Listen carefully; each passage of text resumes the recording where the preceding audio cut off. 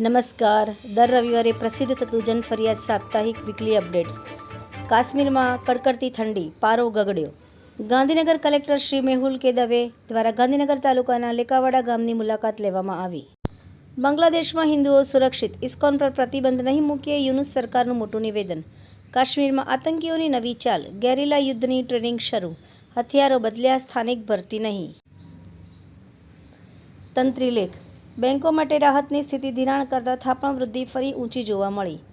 ટોપ 10 performing large cap શેર્સમાં 60થી 130% સુધી return છૂટ્યું. હવે trend Trump policy અને ફેડ રેટ કટ પર નિર્ભર. વાવની ચતરપુરા માઇનોર કેનાલ રિપેર કરીને જ પાણી છોડવા માંગ. સરગાસણ ચોકડી ખાતે નિર્મિત જાહેર શૌચાલયનું લોકાર્પણ.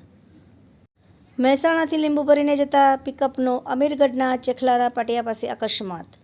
રાષ્ટ્રીય બંધારણ દિવસ. ભારતના બંધારણના અંગીકરણના 75 વર્ષ થવા નિમિત્તે બંધારણના ઘડવૈયા ડૉક્ટર બાબા સાહેબ આંબેડકર અને બંધારણ સભાના સૌ સભ્યોને સતત નમન. આપણું સંવિધાન, આપણું સ્વાભિમાન. આ ઉપરાંત મિત્રો, આપને વધુ વિગતવાર સમાચાર નિહાળવા હોય તો આપ અમારી વેબસાઇટ www.janfaryadnews.com પર નિહાળી શકો છો.